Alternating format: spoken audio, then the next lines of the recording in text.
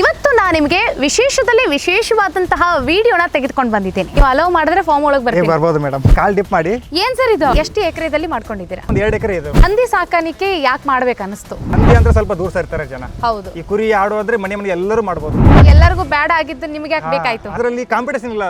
ಹಿಂದೆ ಗೊತ್ತಿಲ್ಲ ಮುಂದೆ ಗೊತ್ತಿಲ್ಲ ಏನು ಗೊತ್ತಿರಲ್ಲ. ಓಕೆ. ನಾವು ಹಂದಿ ತರೋದಪ್ಪ ಮಾಡೋದಪ್ಪ ಅದ್ರಲ್ಲಿ ಸಿಕ್ಕಾಪಟ್ಟೆ ಲಾಸ್ ಆಗುತ್ತೆ ಮೇಡಮ್. ಶುರು ಹೆಂಗಿತ್ತು ನಿಮ್ದು ಅವತ್ತು? 7 ವರ್ಷ ವೇಸ್ಟ್ ನಮ್ದು. ಏನು ಒಂದು ರೂಪಾಯಿ ಇನ್ಕಮ್ ಇಲ್ಲ. ಸುಮ್ಮನೆ ಪಾದ್ ಕ್ಲೋಸ್ ಮಾಡ್ಬೇಕಂತ ಪೂರ ಡಿಸೈಡ್ ಮಾಡಿದ್ವಿ. ಒಂದು 10 ಹಂದಿ ತಂದಿದ್ವಿ ಮೊದಲು. ಓಕೆ. ಅದರಲ್ಲಿ ಸ್ವಲ್ಪ ಡೆತ್ ಆಯ್ತು. ಆಮೇಲೆ ಒಂದು 15 ಮರಿ ತಂದ್ವಿ. ಅದು ಎಲ್ಲ ಅದ್ರಲ್ಲಿ ಡೆತ್ ಆಯ್ತು. ಸಿಗೋದಿಲ್ಲ ಈ ಕೆಲಸಕ್ಕೆ ಸಿಗೋದಿಲ್ಲ ಯಾರು. ಬೇರೆ ಕೆಲಸಕ್ಕಾಗಿ ಯಾರಾದ್ರೂ ಮಾಡ್ಬೋದು. ಆಡು ಮೇಕೆ ಕೋಳಿ ಆದ್ರೆ ಈ ಕೆಲಸಕ್ಕೆ ಯಾರು ಬರಲ್ಲ. 4 ವರ್ಷದಿಂದ ಈ ಫಿಗರಿ ಫಾರ್ಮ್ ಇಂದ 4 ಕಾಸು ನಿಮಗೆ ಸಿಗ್ತಾ ಇದೆ. 4 ಕಾಸು ಅಲ್ರಿ, ಲಕ್ಷಾಂತರ ರೂಪಾಯಿ. ಇಷ್ಟೆಲ್ಲ ಈಗ ಫಾರ್ಮಿಗೆ ಶೆಡ್ಡಿಂಗ್ ಎಲ್ಲ ಮಾಡ್ಕೊಂಡಿದ್ದೀರಲ್ಲ, ಇದಕ್ಕೆಲ್ಲ ಇನ್ವೆಸ್ಟ್ಮೆಂಟ್ ಒಬ್ರು ಯಾರೋ ಕಾಮನ್ ಆಗಿ ಮಾಡ್ಬೇಕಂತ ಮುಂದಾದ್ರ ಎಷ್ಟು ಇನ್ವೆಸ್ಟ್ಮೆಂಟ್ ಬೇಕಾಗುತ್ತೆ? ಸ್ಟಾರ್ಟಿಂಗ್ 10 lakh ಬೇಕಂದ್ರೆ ಮಿನಿಮಮ್ ನಾವು ಲೋ ಬಜೆಟ್ ಅಲ್ಲಿ ಮಾಡ್ತೀವಿ ಅಂತ. ಲೋ ಬಜೆಟ್ ಅಲ್ಲಿಗೆ ನೀವು ಶುರು ಮಾಡ್ತೀನಿ ಅಂದ್ರೆ 10 ಲಕ್ಷ ಇಟ್ಕೊಂಡು ಗಂಟೆ ಇಟ್ಕೊಂಡು ಬರ್ಬೇಕು. ಬೇಕೇ ಮೇಡಮ್.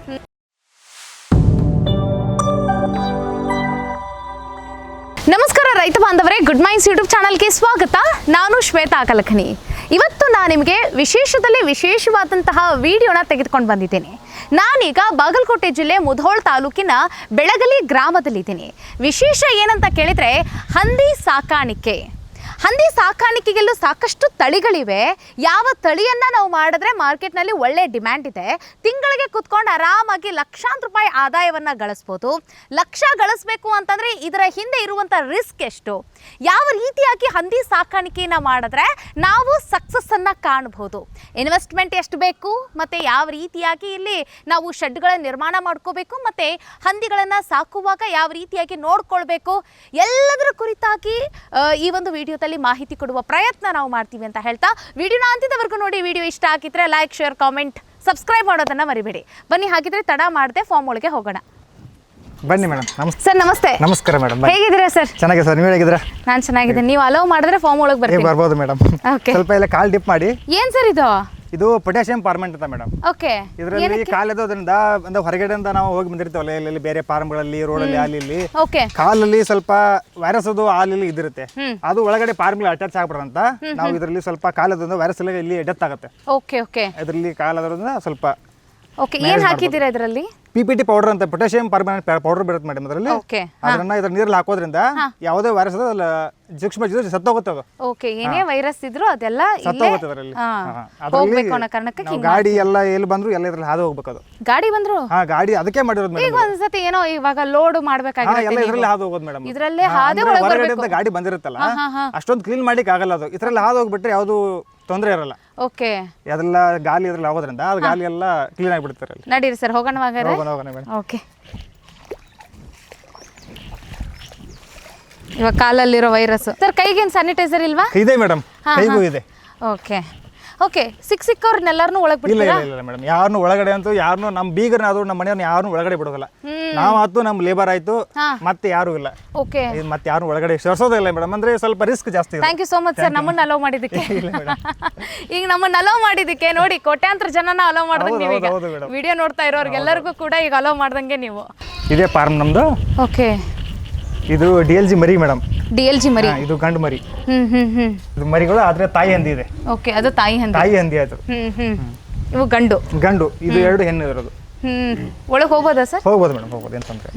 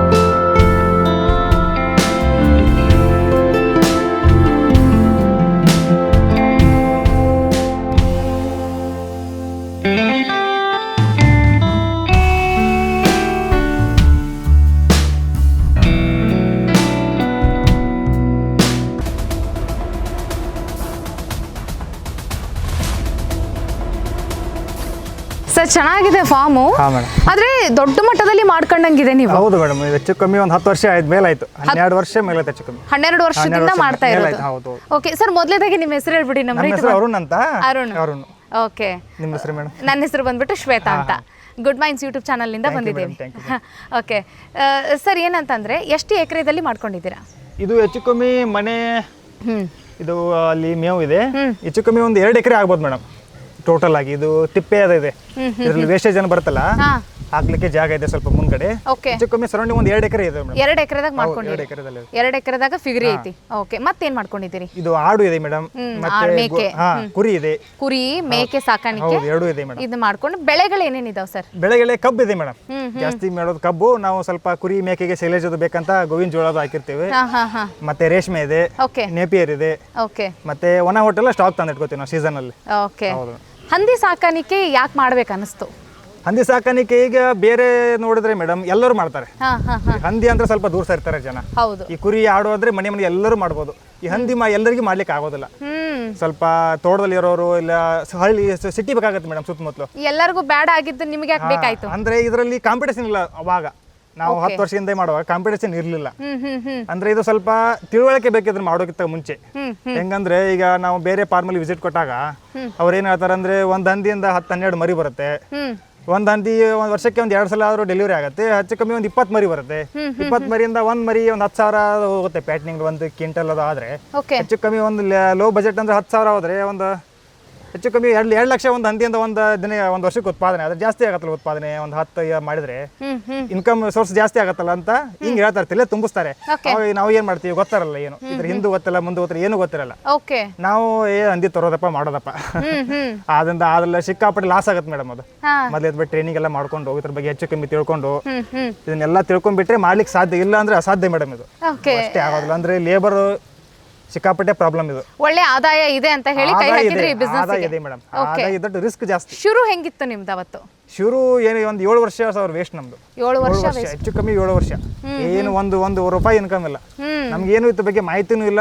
ಸುಮ್ಮನೆ ತರೋದು, ಫುಡ್ ಹಾಕೋದು, ಇರೋದು, ನೀರ್ ಹಾಕೋದು, ಸುಮ್ಮನೆ ಇರೋದು. ಅದೇನು ಇಂಜೆಕ್ಷನ್ ಗೊತ್ತಿಲ್ಲ, ಏನು ಗೊತ್ತಿಲ್ಲ. ಅದು 7 ವರ್ಷ 1 ರೂಪಾಯಿ ಇನ್ಕಮ್ ಇಲ್ಲ. ನಾವು ಸುಮ್ಮನೆ ಪಾರ್ಕ್ ಕ್ಲೋಸ್ ಮಾಡ್ಬೇಕಂತ ಪೂರ ಡಿಸೈಡ್ ಮಾಡಿದ್ವಿ. ಆಮೇಲೆ ಇಲ್ಲೇ ಲೋಕಲರು ಒಂದ್ ಸ್ವಲ್ಪ ಒಂದು 15-20 ಹಂದಿ ಮಾಡ್ಕೊಂಡಿದ್ರು. ಇಲ್ಲಿ ನಾವಲ್ಗಿ ನಿಯರ್ ಲೇಬರ್ ಮಾಡಿದ್ರು. ಅವ್ರ ಹತ್ರ ಹೋಗಿದ್ವಿ, ಅವ್ರ ತರ ಮಾಡಿದ್ರು. ಅವರು ಒಂದು ಇಂಜೆಕ್ಷನ್, ಐರನ್ ಅಂತ ಒಂದು ಇಂಜೆಕ್ಷನ್ ಹೇಳಿದ್ರು, ಇದನ್ನ ಮಾಡ್ಕೊಂಡ್ಬಿಡಿ ಎಲ್ಲ ಸರಿ ಹೋಗುತ್ತೆ, ಮರಿ ಎಲ್ಲ ಡೆತ್ ಆಗ್ತಿತ್ತು. ಹೇಗೆ ಡೆಲಿವರಿ ಆಗ್ತಿತ್ತು ಎಲ್ಲ ಡೆತ್ ಆಗ್ಬಿಡ್ತಿತ್ತು. ಅದೆಲ್ಲ ಮತ್ತೆ ಇನ್ಕಮ್ ಬರೋದಿಲ್ಲ ಅಲ್ಲಿ ಮರಿಯಲ್ಲಿ. ಅದೇ ಡೆತ್ ಆದ್ರೆ ಲಾಸ್ ಅಲ್ಲ. ಹಂಗೆ ಅವ್ರು ಹೇಳಿದ್ರು ಒಂದು ಇಂಜೆಕ್ಷನ್ ಮಾಡಿದ ಸಂಗ ಹಂಗ ಸ್ವಲ್ಪ ಡಿವಾರ್ಮಿಂಗು ಆತರ. ಆಮೇಲೆ ಸ್ವಲ್ಪ ಪ್ರಜ್ಞೆ ಬರ್ತಾ ಇದೆ ನಮ್ಗೆ, ಇದು ಮಾಡ್ಬೇಕು ಇದಕ್ಕೆ. ಆಮೇಲೆ ಸ್ವಲ್ಪ ಏನೋ ಮರಿಗಳು ಉಳ್ಲಿಕ್ಕೆ ಹತ್ತಿತ್ತು. ಬರ್ತಾ ಬರ್ತಾ ಬರ್ತಾ ಸ್ವಲ್ಪ ಡೆವಲಪ್ಮೆಂಟ್ ಆಗ್ತಾ ಇತ್ತು. ಆಮೇಲೆ ನಾವು ಅದೊಂದೇ ಅದೇನ್ ಕಾಣ್ತದಲ್ಲ ಸ್ವಲ್ಪ ಅದಷ್ಟೇ ಇರೋದು. ಅದೊಂದು 20 ಫೀಟ್ ಮಾತ್ರ ಇತ್ತು.